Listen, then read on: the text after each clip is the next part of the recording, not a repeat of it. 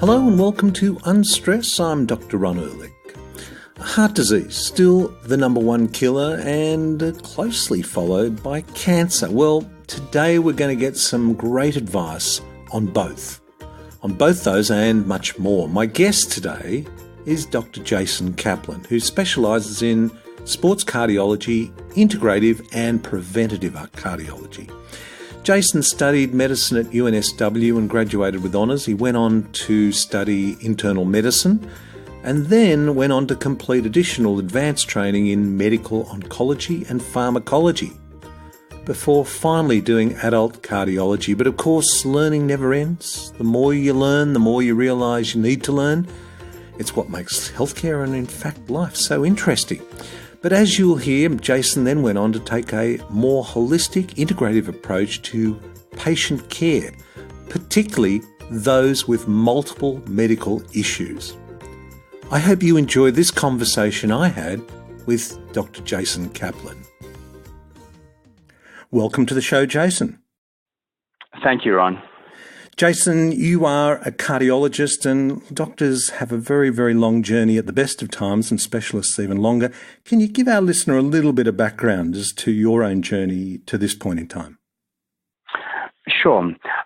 So to train in medicine, it's usually a 5 to 6 year undergraduate degree in Australia. There are a lot more degrees are becoming postgraduate, and then you do usually 2 years of internship and residency. And then to become a cardiologist or to become a specialist physician, you usually do around 2 to 3 years of training in adult internal medicine through various specialities. So I did that. And then afterwards, after my training in internal medicine, I spent some time doing medical oncology and also pharmacology before doing 3 years of advanced training of 3 years, just purely focusing on cardiology. And in actual fact, the time spent in oncology and pharmacology has put me in very good stead to be a cardiologist. Having extra knowledge in areas of medicine that you often don't get exposed to very often sort of helps me take care of patients in a better way. And interestingly, there's a very new emerging field called cardio-oncology, which is one of the big growth areas. There's a lot of new treatments for cancer these days. These are drugs that are, have much better cure rates than traditional chemotherapy. They're more biologic and more targeted cancer therapies, but some of them, such as one we use for breast cancer called Herceptin, actually has effects on the heart. And what's really interesting, Ron, is that more women will die from heart disease than breast cancer in Australia. And women will also develop complications from treatment for breast cancer. More often, they'll actually die from the breast cancer. So that time in oncology is in very good stead.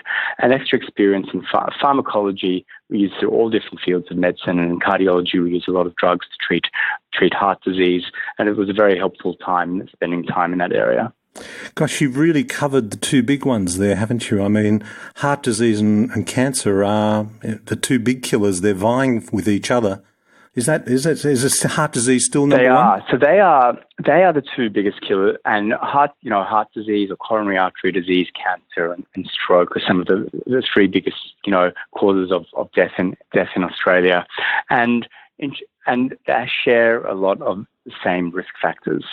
When we talk about lifestyle and dietary change, things that will help heart disease will also reduce people's chance of getting cancer. And also when I talk about heart disease, the majority of strokes it's the same disease process. It's vascular disease or atherosclerosis, or the disease of the arteries affecting the heart, but also the disease of the arteries going up to the brain, to our carotid arteries, our aorta.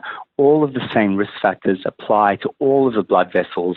They just may get affected in a slightly different way. So when we're saying we're treating heart disease, we're also treating people's chance of developing stroke. But also, Ron, we're actually looking at something even more interesting, is that the major cause of dementia or cognitive decline in people these days, it's not Alzheimer's disease, which is a major cause, but it's vascular disease. So it's the chronic effects of diseases like high blood pressure, high cholesterol, diabetes, having effect on our brain matter that causes people to start to lose their cognition as they get older. So when we're treating cardiovascular disease risk factors, we're actually treating brain disease as well. Yeah, well, we're actually, I think what a message I'm getting from this is that we're treating a whole person. We're treating the whole person.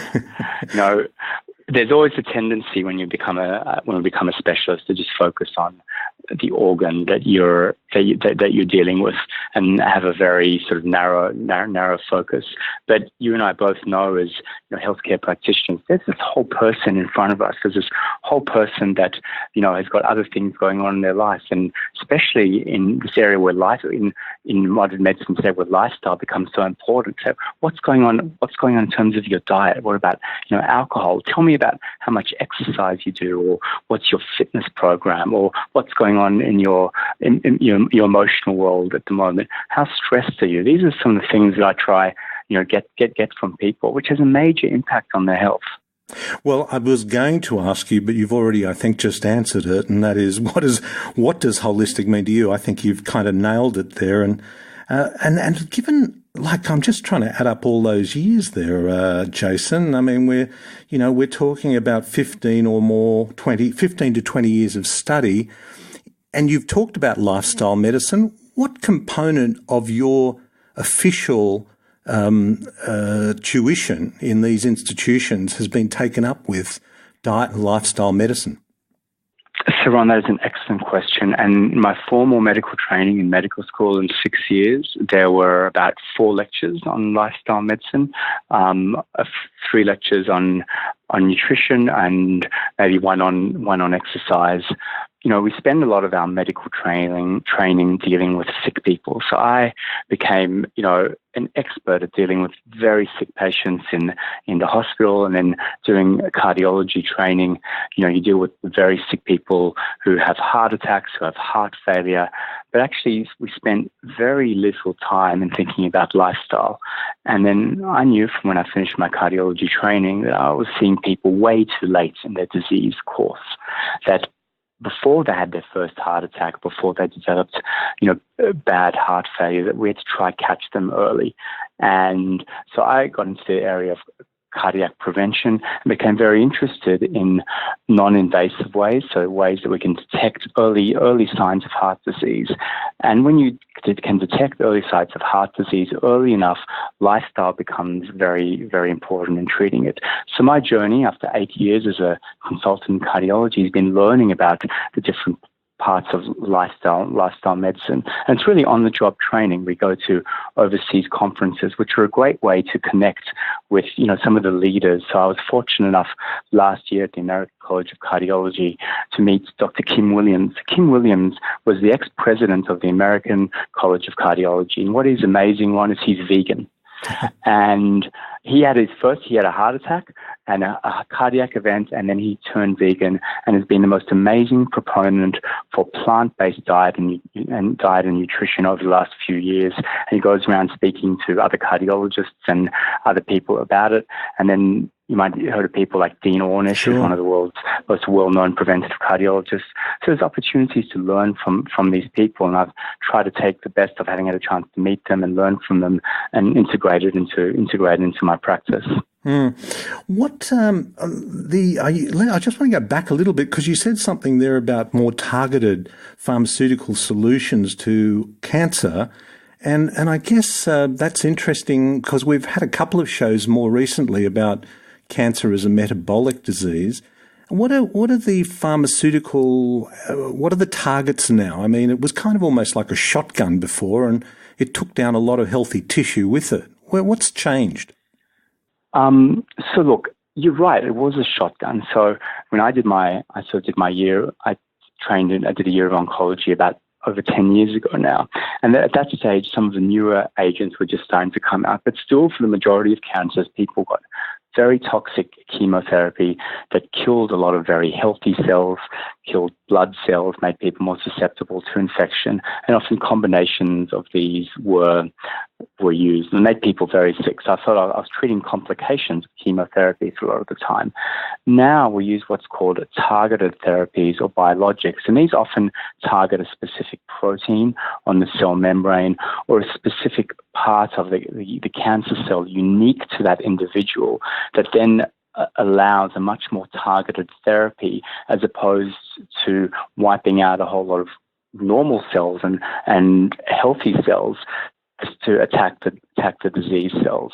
So often people will get what's called cell markers on some of their things like lung tumors and breast cancers that allow, and also renal cell cancers, allow very, very targeted therapies and just target the actual cancer and not the healthy cells.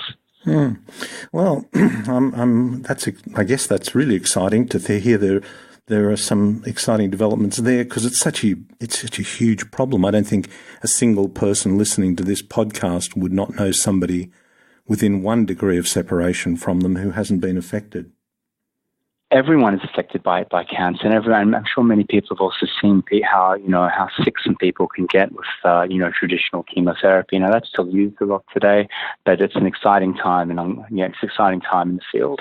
Now, you mentioned early signs of heart disease. If we can get those early signs of heart disease identified, then that's a good sign. Well, that's a good time to intervene. What are some of those early signs of heart disease? Well, look, what's interesting, Ron, is that for a quarter of all men who have a heart attack, there will often be no presenting clinical signs. So the heart attack will be the first presentation that they have heart disease. But I became very interested in technology that was brought to Australia by a colleague, Dr. Ross Walker. Know Ross very well. Ross was the father of calcium scoring in Australia. So Ross, back in the late 90s, brought a coronary artery calcium scoring to Australia, and he was really ahead of his time. And now it's a very standard test to look for early signs of atherosclerosis, so plaque buildup in the coronary arteries. And what it is, it's a very low-dose CAT scan of the heart that can pick up very early signs of plaque and also can quantify that plaque. So the more plaque that we have, the greater the risk is. But if there's only small amounts, there's opportunities for intervention and to actually know that someone has heart disease, you have heart disease or atherosclerosis, and then you can actually start to take action and do something about it before it presents as a clinical event. And the clinical event is a heart attack or a stroke. I know Ross was one of our first guests, and apart from the fact that I went to school with him, he wasn't talking about it at the time, but he mentioned to me years ago about the coronary CT score, and he said anything over 400, don't read Tolstoy. That's right. So scores over 400 have been associated with significant, increase in cardiovascular events, and we're actually refining the risk as more and more research come out. But if you have a calcium score greater than 100, it does confer a 10 times increased relative risk of having an event compared to the other people, compared to a calcium score of 0. Now, we're all going to get some calcification. Most of us get some calcification in our arteries as we age, but some people will develop more calcium than others.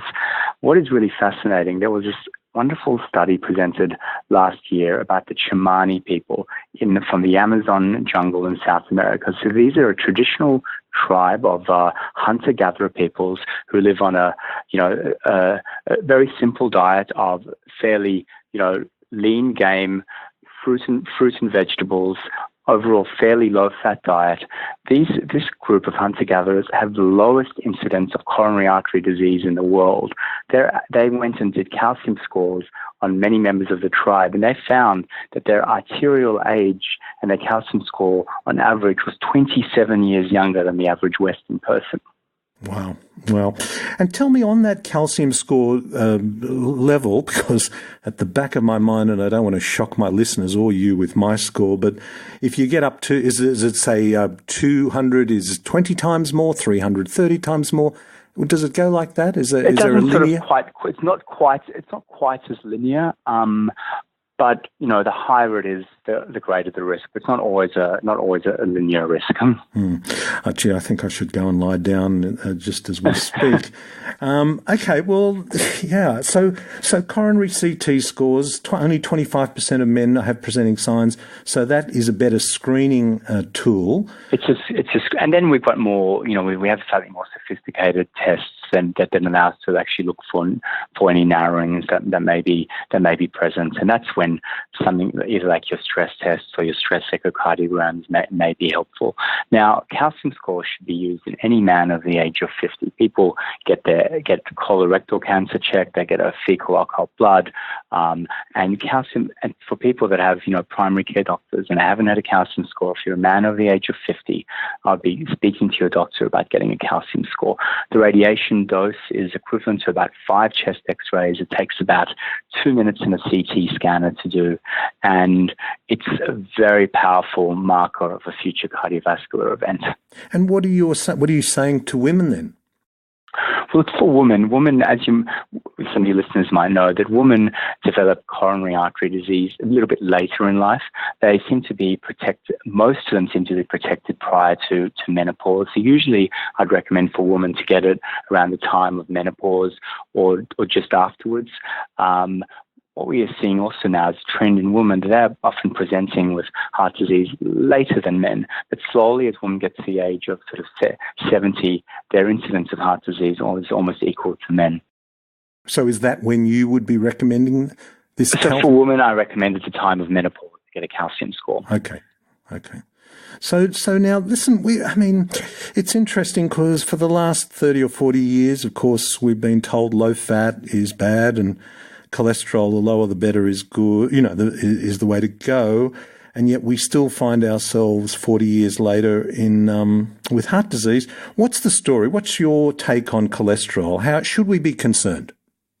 Look, it's not an easy answer.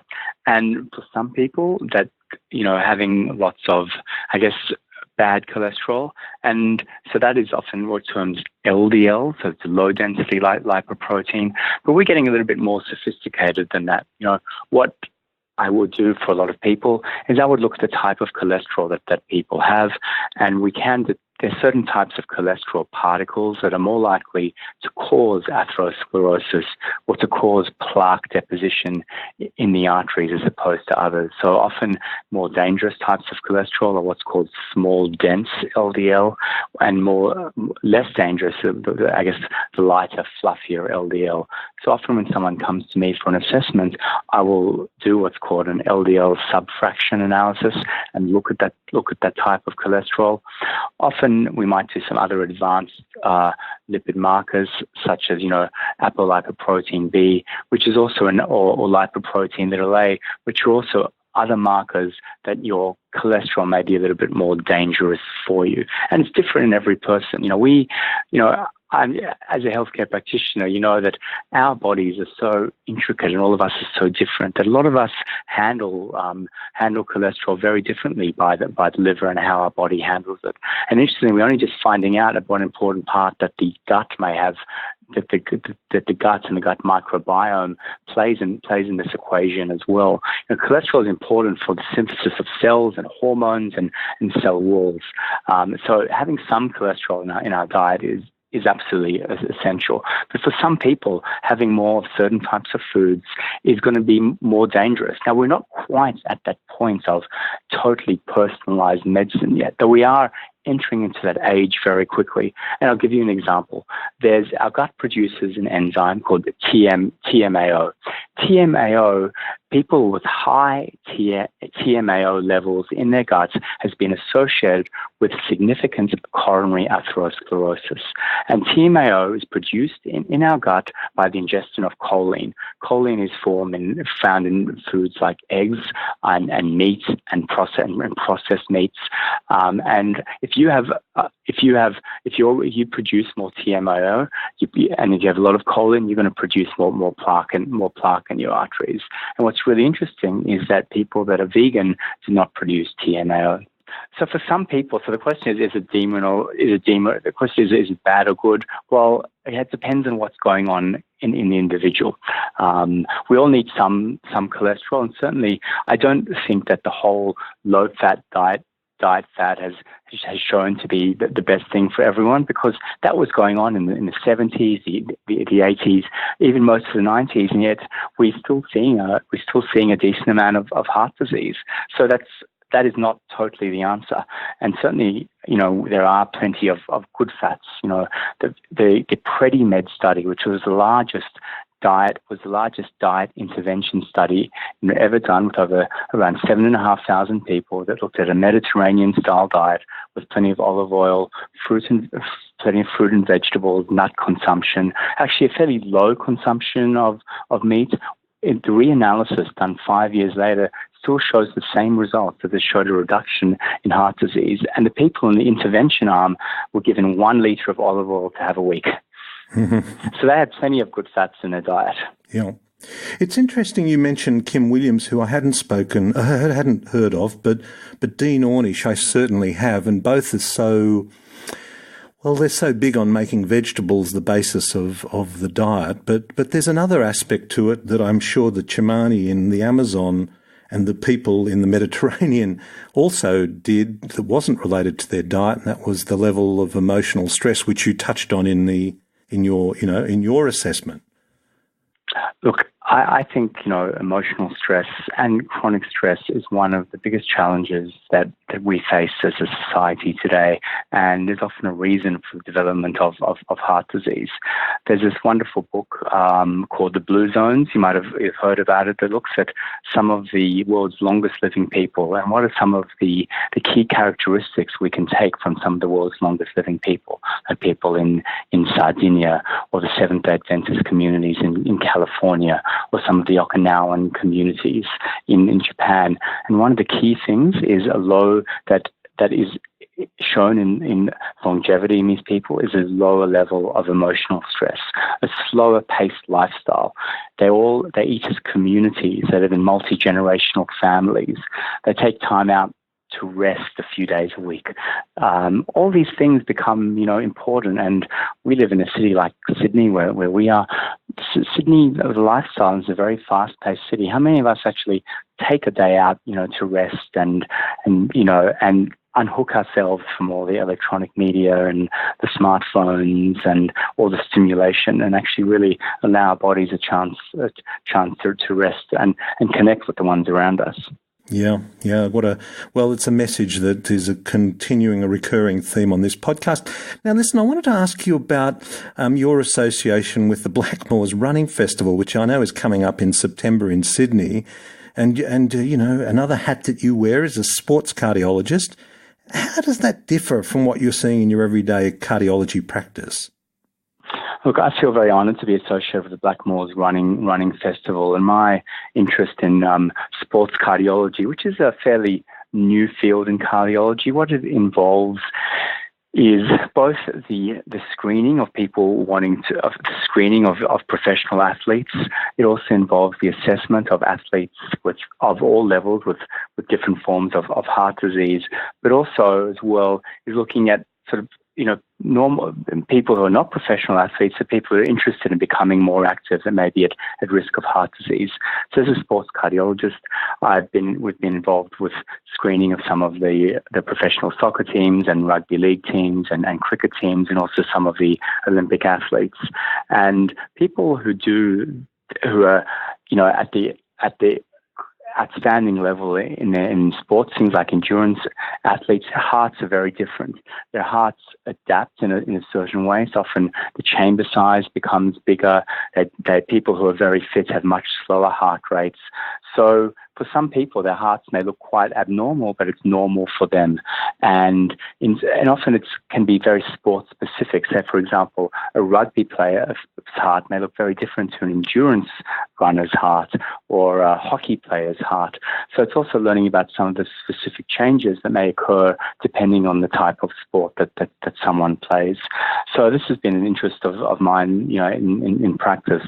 And so at least as a sports cardiologist, we see a lot of athletes with different forms of heart, some normal, some abnormal.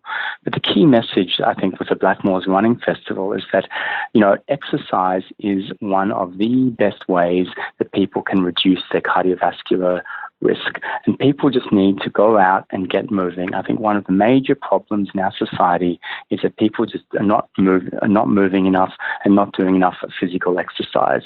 And over the age of 50 years old, our level of fitness in men and in women become one of the most important factors on what a long life we're going to live. It's one of the most important factors in longevity. If you are fit and able to move, then you're going to be able to deal with what life throws at you, whether it be heart disease or any other physical ailments.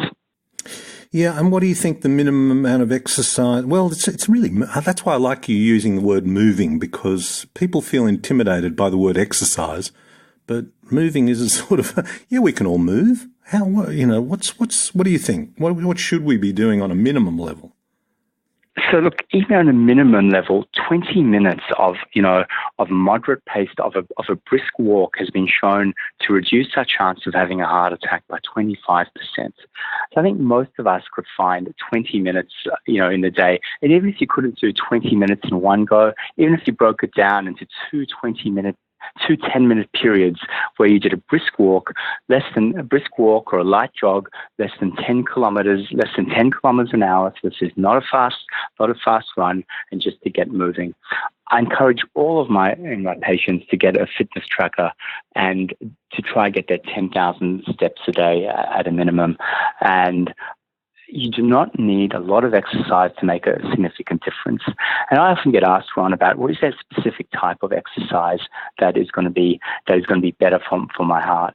And the thing is, for most people, your heart is not going to distinguish sort of type of exercise that you're doing. Your heart just your body just needs to exercise. So you find something that you enjoy doing, and, running or any sort of low impact exercise, but something that gets your heart rate up, that you feel like you break a bit of a sweat, and you can still talk to someone that you may be searching to talk to someone, but you may not be totally out of breath. That's really the minimum that the people need, and people people can still get a significant amount of benefit, and that's why I like the Blackmores Running Festival, because there's opportunities for people of all fitness levels. There's a 3.5 kilometer there's a family run, there's the half marathon and the marathon and the bridge run as well. Listen, you said something too about the differences between different athletes. I think that's intriguing. For example, a runner. Why? How would a runner differ from a rugby player? So rugby players are, I'm sure they're different body types. But rugby players are much more strength athletes. So sometimes they're, in terms of the training that they do, their heart muscles may thicken. So instead of getting a bit bigger and your heart cavity getting bigger, such as an endurance runner, the rugby player's heart may thicken, and some chambers may enlarge in a slightly different way, while an endurance athlete whose heart often gets a little bit bigger and dilates, and is actually much more efficient often at pumping out blood. So they often have very slow heart rates as well. And when these athletes, this is another interesting thing that intrigues me, when these elite athletes who have really trained hard in the first 10 or 15 or 20 years of their lives, and then they stop, I mean, that must pose some real challenges from heart health perspective. It is interesting, and you actually, especially in often people that have been. So it shows a challenge, because often people their bodies have been so used to doing a certain amount of exercise, and they suddenly start to detrain. Some of these athletes become deconditioned fairly quickly. But what I've found in looking after ex-professional athletes is that they often, when they want to get back into exercise, they find that their bodies have an innate ability to get back into a fairly high level. And so I really take from that is that developing a level of fitness, I like to tell patients that this is a health asset. So the time that we take care of our body and our level of fitness and the things that we do, that's really a health asset in terms of it's going to stand us in good stead for many years to come. And there have been multiple studies that show that if we're fit in our 30s and 40s, that translates to longevity in our 70s and 80s.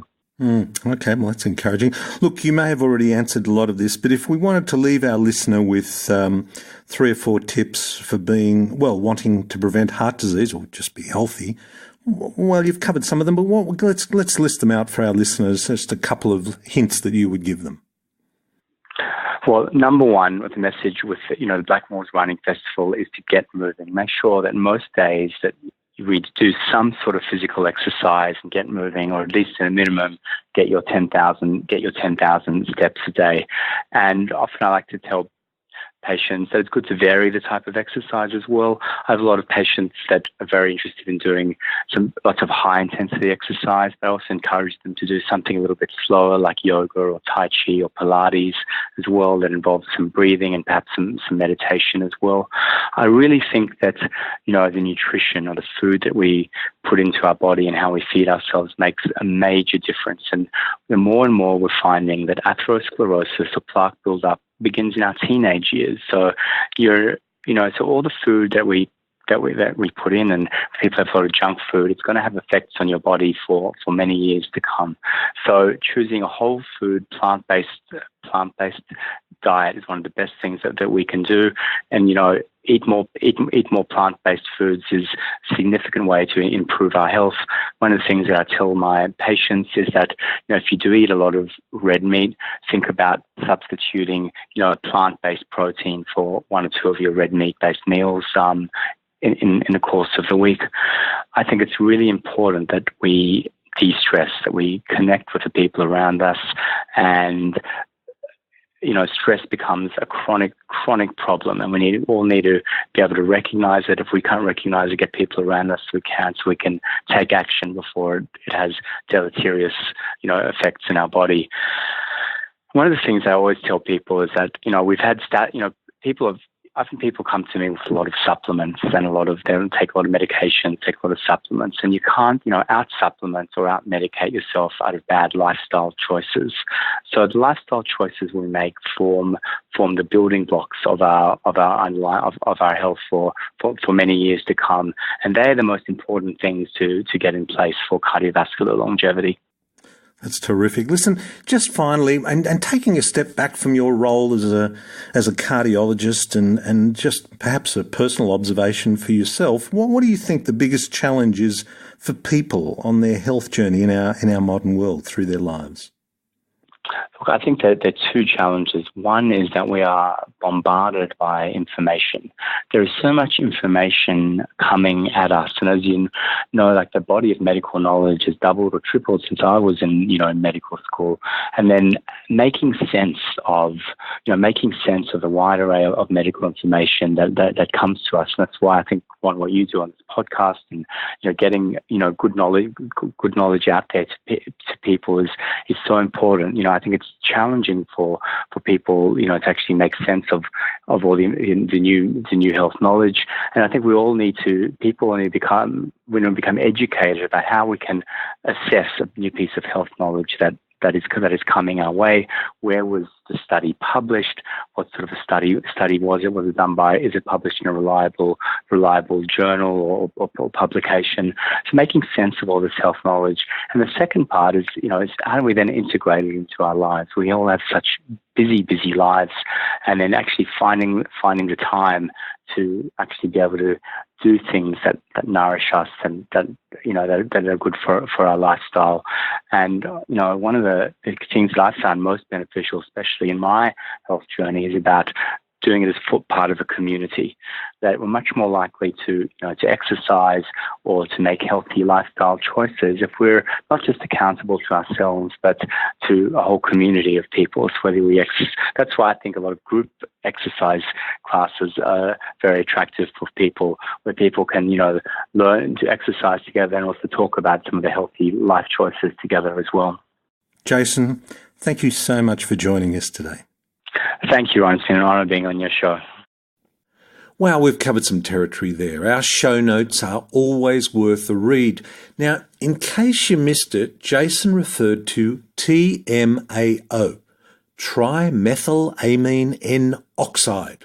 It's a gut metabolite that the New England Journal of Medicine study recently linked to heart disease. We'll have links to that if you're interested. And Jason mentioned Dr. Ross Walker. Now, we did a terrific interview with Ross earlier this year, and both Jason and Ross mentioned a coronary calcium CT scan. Again, we'll have links to some information about that. Definitely worth exploring. How about that statistic? 25% of men's first symptom of heart disease is a heart attack. Okay. It's also liberating to know you don't have to move all that much to make a difference. And I like the idea of the community to help you get there. I know my wife wears a Fitbit and has a group of about 15 or 20 close friends that monitor each other's walking. Look, it can get a bit competitive, but probably the better word for it is supportive. The key message is to get out and move and do it regularly. Now, the Blackmores Running Festival is on every year, and this year it's on the 18th of September. We will, of course, have links to that, as well as links to Jason's website. He practices here in Sydney, Australia. Some interesting stuff coming up in the next few months. Keep a lookout on my webpage. We've got an ebook series coming, which will be a practical guide to unstress and simply be well. I'll also be doing some short webinars on what a holistic approach to healthcare is all about, and also the role of the food and pharmaceutical industry in all levels of healthcare. A story that is easy to miss, but once you hear it, it's difficult to ignore. We'll be starting a new 5-week online course as well in the coming months, exploring the 5 pillars of health and wellness. That'll be towards the end of October, early November. So, until next time, this is Dr. Ron Ehrlich. Be well.